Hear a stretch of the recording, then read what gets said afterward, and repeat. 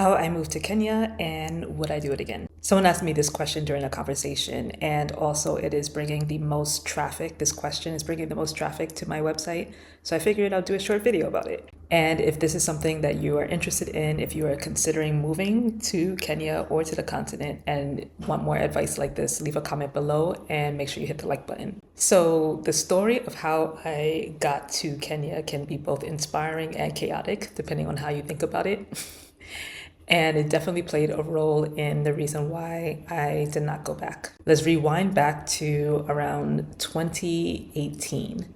2018 is the last time that I worked a legitimate full-time job. And I say legitimate full-time job because I have been working full-time as a freelancer, so working with multiple different companies, but doing one specific type of role, which is reporting and commentary. But this was the last time that I worked for a specific company in a specific role for them as their full-time staff. Anyway, long story short, that was the last time I worked a full-time job, technically speaking. And I was laid off. I was laid off very suddenly. The company was in a lot of financial ruin even when I joined, but unbeknownst to me. And so I ended up getting laid off. And then for a whole year, I was unemployed. And I know that we've been through a lot of ups and downs since then, we as a collective, to be honest with you, not just me. But at that time in 2018, that was the hardest year of my life. I have never gone that long being unemployed, and it was really, really, really hurting my self-esteem. It was hurting my ability to have faith in the world, to wondering what I'm doing here. And I'm sure a lot of you, especially if you're a Black woman living in the United States specifically, are feeling that way right about now.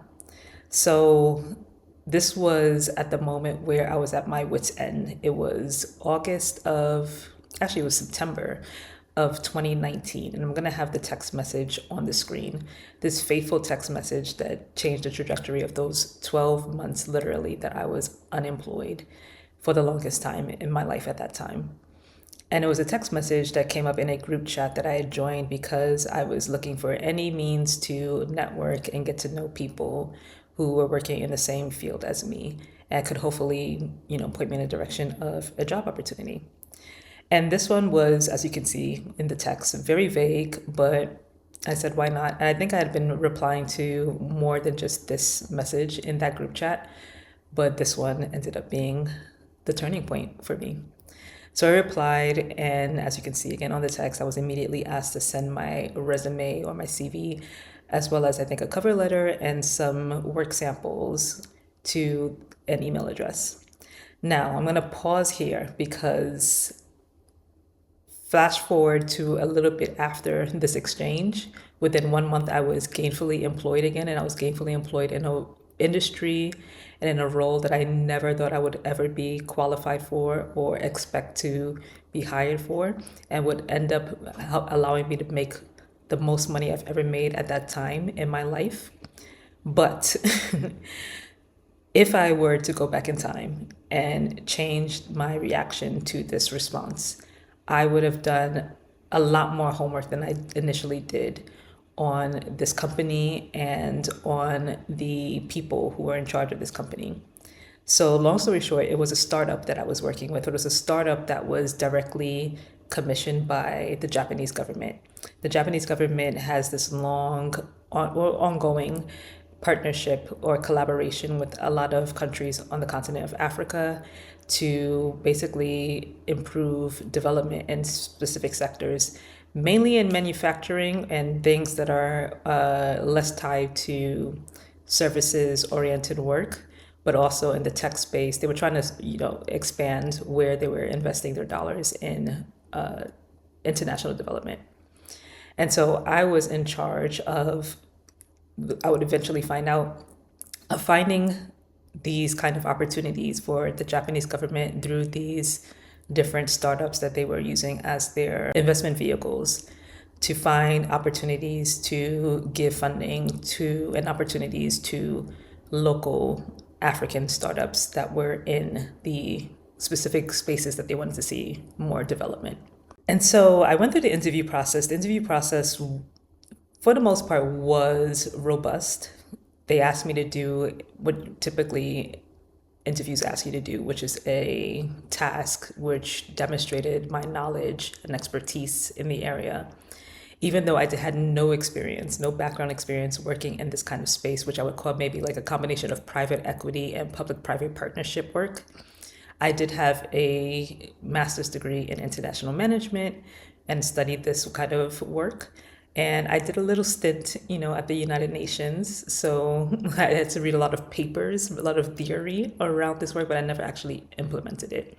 But I was able to demonstrate how I would, in theory, implement this type of work. And apparently it was successful because I quickly, very, very quickly, moved on to the next round of interviews.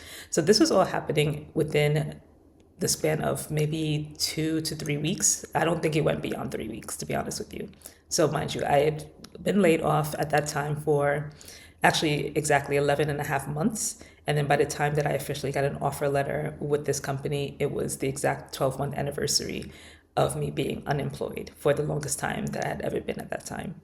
So you can imagine that I feel like this is a sign. I'm a very spiritual person. I'm always very honest about the fact that I am a believer in God. So I saw this as a sign. I saw this as God saying, it is your time, and not just your time to no longer be unemployed, but now it is your time to be paid even more and do even more than you've ever imagined you can ever do with this opportunity, because there was no reason I should have been seen as qualified for this job. And I can say that humbly. I know that as Black women, especially, and I'm talking to you, sis, if you're watching, that we are bred to say we can do anything and everything as long as you work 10 times harder than the next person. But I also just need to be a little less delusional, little delulu, less delulu, as the young people say, and just admit that I had never actually done this work before. But the fact that this startup was taking a chance on me, I thought was an opportunity I could not pass up. And then on top of it, come to find out, the opportunity was going to land me in Nairobi. Now, initially, I thought I was going to go to Lagos in Nigeria, which is where my family is originally from. So that was why it was a little less intimidating for me, because I knew that I had property there, I knew that I had family there, and I already knew my way around Lagos and knew how to manage that chaotic city, as chaotic as it is, but to still make sure that I'm still in my right mind. But they changed their mind and said, no, we actually really need someone in Nairobi because we didn't have any imprint there. And so they wanted me to lead all the work in the Eastern African region. So this is part 2 of my caveats around what I would do in hindsight and why I eventually left.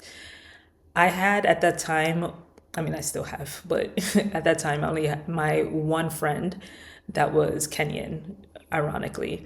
So she was basically my lifeline there. She introduced me to her mom. She introduced me to her friends there.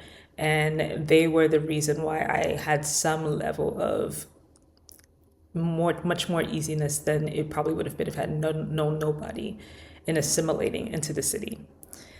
There was still lots of hiccups, but we'll get into that in a second. But in hindsight, and this is my advice for anyone who is thinking specifically about moving to Kenya, is that you should consider the following. Are you going there single? If so, there's a lot more that I would say you need to prep for and be prepared to deal with as a single woman moving to Nairobi, Kenya, especially if you're not from there and have no family ties or anything connecting you there. And then number 2, are you willing to purchase a car? Or are you going to rely strictly on the very, very local, regional way of traveling, which is the matatus and the tuk-tuks, sorry. That was not me, and I should have thought about that before I went. I repeat, I will not depend on my transportation solely on Uber or Bolt. You will find out why in a moment. So, yay, I'm no longer unemployed. I am gainfully employed now. And also, I'm in a very exciting sector, if I might say myself. So, I don't take that opportunity for granted, even though it ended suddenly because of the pandemic, which I'll talk about as well in a second. But it was it was definitely an opportunity that I should have grabbed onto just with the right kind of company. and, but I learned a lot either way. And it was definitely an opportunity that is going to live with me for the rest of my life. It was a very, very exciting chance to have a significant impact on my homeland, on the continent of Africa. Even though it wasn't from Kenya, just being on the continent of Africa was really, really, really amazing. So now I land in Kenya. So like I said, I had my Kenyan friend and her mom who are basically helping me navigate this new realm of being in a totally new foreign country. And there were some people who sent me realtors that I needed to that they suggested I should talk to about finding housing and everything. But everything was going so fast. I needed to land really quickly because my first meeting was like in like less than a week, which was crazy after being hired. Like a very, very major conference that I had to go to. But that was not even in Kenya. I had to fly to South Africa. Anyway, so finding housing at the last minute was tough because I was not there on the ground. So I just quickly booked an Airbnb.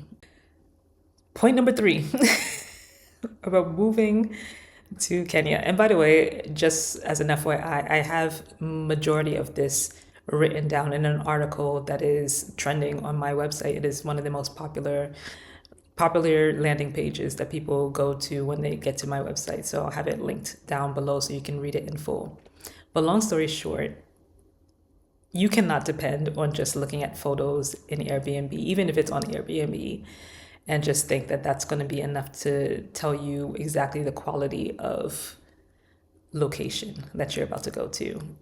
Eventually, I was blessed enough to find an apartment that ended up being my long-term apartment through Airbnb, but actually they allowed me to go and see it first before I rented it on Airbnb, and it was exactly what I was looking for, and that's why I ended up staying there long term afterwards.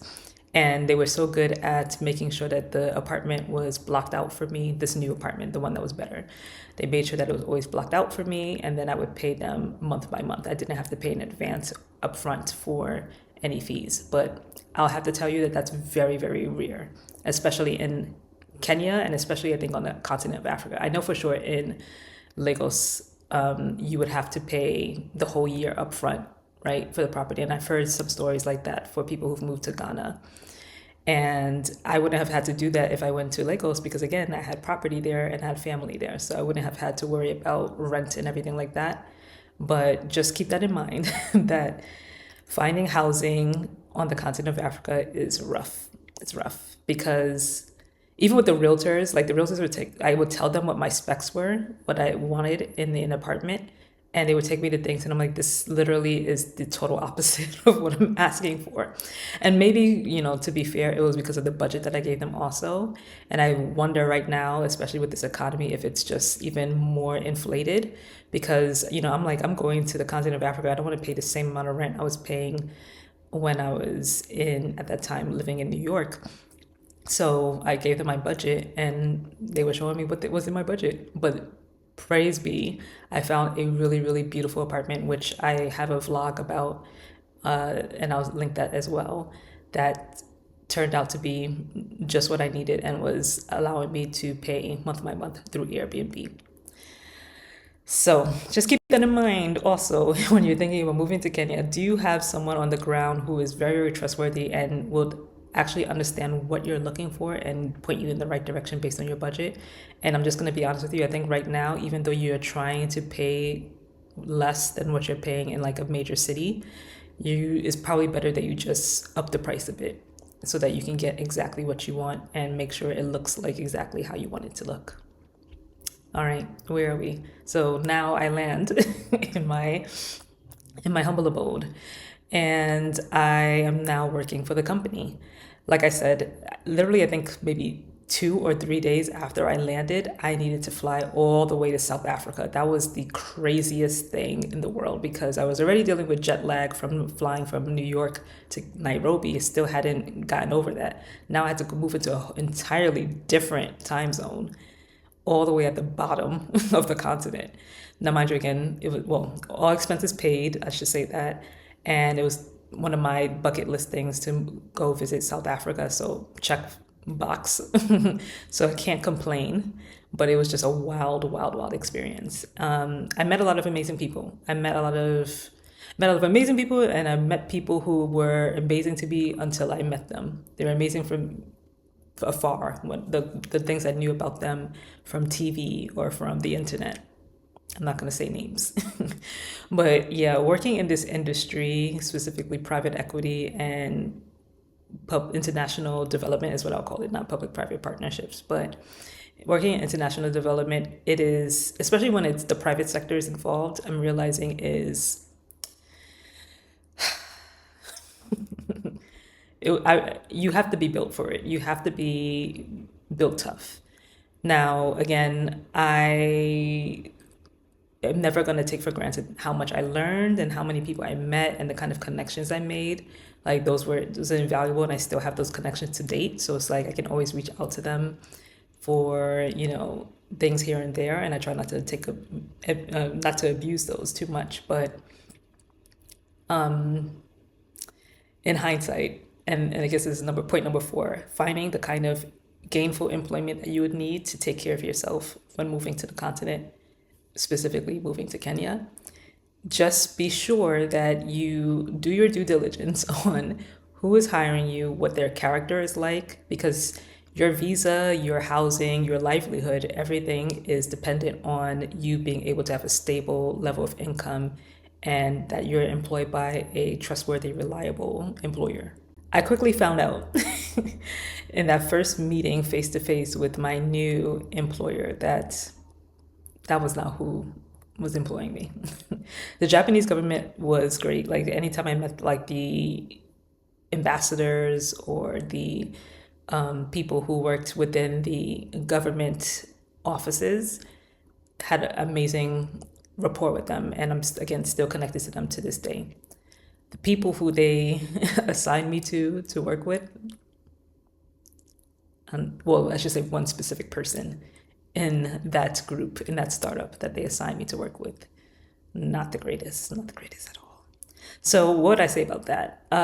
I did a lot of online vetting. I did go to their LinkedIn profiles, like the people who are put in charge of this startup, and saw their backgrounds. And this is what I'll say. Just having a very prestigious background, like working for one of the big 4 accounting firms, I'm not saying that's who they worked for. I'm just saying like things like that because of my industry, would obviously be a good thing to see that, oh, okay, they have that kind of background, and that they seem to know what they're doing. That's not enough. You need to make sure that these are people who are of good character. You need to ask questions to see if they are people who are going to be taking care of you, who want to see you grow and develop in this role. And you have to ask like the tough questions during an interview to find that out. And that's where I messed up, honestly. And it was because I was desperate. Remember, I said I had been unemployed for 11.5 months prior to receiving that fateful text about interviewing for this role. So I was at my wit's end. I was like, there's no way that I'm gonna get anything better than this, especially in a space like private equity that I think I was way underqualified for, but it was also gonna pay me way more than I've ever made before. I was like, I have to take advantage of it. So you have to do that mental calculation in your mind about whether or not you are moving abroad for the right reasons. And I write about this in another article, which I'll maybe link down below again, or maybe I'll do it in a part 2 video. But you really, really have to do the psychological, I'm not kidding, psychological vetting for yourself. Like, are you in an emotionally well place? And are you making a emotionally sound decision not based on desperation, not based on just like this anxiety and this urgent feeling of needing to get out. And I know that that's a feeling that a lot of you are having right now, given the state of events in a lot of countries, not just the United States, but several countries around the world. You need to just take a deep breath and talk to someone first. Talk through your anxieties, talk through the things that are making you stressed out, and get that level of unbiased feedback to help you process your thoughts carefully and see if moving right now is the best option for you, or if you can find an alternative in the interim until you are ready emotionally to deal with that. Because as emotionally mature as I had become at that time, even though I was going through a very, very, very tough period in my life, I see now I've had so much more to leap over, so many more hurdles to get over. And I think now would have been a better emotional state for me to have done that kind of move rather than at that time. But hey, hindsight is 2020. Speaking of which, 2020 comes around. First, it was December 2019. I'm just hearing these rumblings of a little bug that's, taking over China, and it's wreaking havoc, closing down bridges and shutting people off of different cities. And I'm like, that sucks for them. Anyway, and I'm going about my day. And then lo and behold, I had to, so this was like, again, fate. I had to travel to New York from Kenya for a meeting at the UN. So if not for that, I probably would have been stuck in Nairobi for the entirety of COVID. But it just so happened that I was leaving for a very important meeting at the United Nations right the week before the entire world shut down. And so I ended up being with family, thankfully, and actually really was happy that I wasn't stuck in Kenya, because I would have been like a hot mess. But then that brings me to, what is this, number 5? Global pandemics or any kind of global event that could potentially make you stuck in the area that you moved to. Would you feel comfortable? Would you feel like I have everything that I need? Yes, maybe you're a little anxious and worried about the state of affairs of like what's going on in the world, but at least I am in the comfort of a place where I know I have all the things that I need for in case of an emergency, and that I have people around me who can take care of me, etc., etc. If I had been stuck in Nairobi, I would have lost my mind. Now, why do I say that? So at the time that COVID happened, I had been there for at least half a year at that point, and I was struggling. Even though, yes, I had my beautiful apartment. Like, I really, really loved that apartment. I had, my spas that I would go to get, my maintenance done. So I was getting, because I was making so much money for the cost of living there, I was getting like manicures and pedicures like maybe every week. I know. Getting my eyebrows done. Never got my eyelashes done because I was always nervous about that. But anyway, going shopping, doing all of these things and traveling. I'll insert some clips in here about when I was like, of my different travels, like going to resorts, going to the beach in Mombasa, like traveling all over. I went to Addis Ababa in Ethiopia. So even though I was doing all of that, I felt extremely alone, extremely lonely. Yes, again, my one Kenyan friend from New York, who had friends in Nairobi, introduced me to her friends in Nairobi. Here and there, I would hang out with them ever so often, but this is my opinion, and anyone from Kenya, please chime in the comments below. To really have a bustling social life in Kenya, you really, really, really need to have your own transportation. Or you need to be willing to risk, and I actually don't think that this is true, risking the mutatus. I don't even think that would be a good idea. For the type of people I was socializing with, and this is not any shade or to like put down any other group, I'm just saying for the type of people that were in my social sphere, like other expats, and then also some local Kenyans who were working in the same field as me, Having my own car to be able to freely go about where I wanted to go would have been much better for my social life, I think, because I would have had more flexibility and freedom. Why do I say that? So technically, you should have flexibility and freedom if there's Ubers and it's very affordable, right? Ubers were like $2 to go to crazy distances in Nairobi, but there's the problem. Therein lies the problem. A lot of times, my Ubers would just cancel on me. They would just decide it's not worth it because they're not getting paid enough. Not getting paid enough to sit in traffic for literally hours. I remember like I would have to call my Ubers at least 2 hours in advance of when I needed to get to a place because there was always congestion. Always congestion. I don't remember a time where there wasn't. Maybe on Sundays sometimes. And that's when I would do my grocery shopping because that's the only time I would feel comfortable spending that much time out on the road. But during the work week, forget about it. Congestion galore. Then when you're going out at night too, congestion galore. Because everybody's out at night. Kenyans are really like social. They like to go out, is what I should say, in terms of like their culture. So even at night, you would have congestion. Scary story time. I think this was maybe I don't even know. It was after I came back from South Africa. It was sometime between then where I was going to go to a concert with other people, again, people that I was introduced to. And it was raining like crazy. It was during Kenya's extreme rainy season. And I was in an Uber.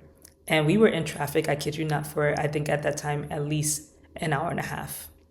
I had already missed the opening of the concert for sure. And so the Uber driver himself got so frustrated with sitting in traffic that he decided to cross the divider into the other side of the highway, going in opposite direction of the traffic that we were going in. And we literally almost collided right away with a car. Frontal collision. I am here today because of God's grace, because it should have been over then. And this is why I was so deathly afraid of dealing with Ubers as my only form of transportation. But the Kenyans drive on the same side of the road as the British do, and that's not what I'm used to. So I didn't have control over my coming and going. And so again, as a single woman, dealing with Ubers, transportation, to socialize with people, it was not my thing. If I didn't have to go out, or only if I was extremely craving social interaction, I would not leave my apartment. And so I was extremely lonely. And so if I had to have been stuck there during COVID, who's coming to see me? Who's coming and going to see me? I mean, I think with the curfew that people weren't even also trying to leave their apartments anyway, but like, as much as I loved my apartment, it was beautiful and everything like that, I would have lost it because I was already always sitting inside my apartment previously. So to just continue with that during COVID, it would have been bad for my mental health. It really would have been bad. As much as I was in a nice area, going for walks outside was like not pleasant because of the air quality and the pollution and the lack of, frankly, actual sidewalks. So for me, going outdoors, like at least if I can go for a walk, even if I'm not interacting with people, is bare minimum, is what I've learned about myself. And I just didn't feel comfortable doing that in my neighborhood, as nice of a neighborhood as it was. So yeah, once I got back to New York, even though I wasn't happy to be back in the United States, I was very eager to go back abroad. I still was so happy that at least I was surrounded by family and my friends that I knew to be able to deal with that crazy world events that we dealt with for 1.5 years. I can't imagine having to have had to deal with it by myself in Nairobi. So that, crazy enough, when I left my apartment that fateful day to go to the UN meeting, that was the last time that I landed in Kenya. That was the last time that I ever stepped foot in Nairobi. I ended up just I ended up bringing all of my stuff with me. I didn't leave anything in my apartment because I would have had to keep paying rent. So I shipped everything out. So yeah, and then I never came back. I hope everybody's doing well there. I really miss my landlord. She was amazing. But when I think back on it, maybe it's better now. I really don't know. And I would need to go visit and, see how things are today than they were before. But I don't feel like I had any ties there. I don't feel like I left anything behind that felt like home, that felt like family. I didn't ever feel like fully integrated into the culture. Again, even despite all the beautiful things I was able to do, like go to great, amazing restaurants, go to amazing cafes, get my eyebrows, hair did, everything done for very, very cheap. I would, that was not enough to make me want to go back and live there. And then also I quit my job because the craziness got worse. I don't know if I'm going to go into much depth about what happened with that specific company because I don't know who's going to watch this. Let's just say that it was very, very chaotic, very, very chaotic. And so I ended up leaving that job, that role as well. So yeah, that's my story about how I blew up my life to go experience something that I was a once in a lifetime experience. I didn't really blow up my life. I mean, I got laid off, but I took a chance after my life blew up. And there were some amazing things about it. And there were some things that were significant enough to make me not feel like it was worth going back. But if you are based in Nairobi and you have a different experience, or if you're based somewhere else in Kenya and you think that maybe I should have moved there instead of Nairobi, let me know in the comments below. What are your thoughts about what I just shared? And then just also what are your thoughts about things that you have to think about in general before moving abroad, let alone whether it's specifically Nairobi or if it's any place on the continent, just things like your mental well-being. Why are you running? Why is it urgent for you to leave right now? Are you making a decision out of desperation or out of careful, calculated thoughtfulness? Do you have access to reliable and trustworthy people to help you find housing, to employ you, things like that, so that you don't end up laid off abroad? Also watch that video on my channel as well. And do you feel like this is someplace where you're building a community, where you feel like this is going to be a forever home? Those are things that you have to think about, and tell me where you're at in that process as well in the comments below.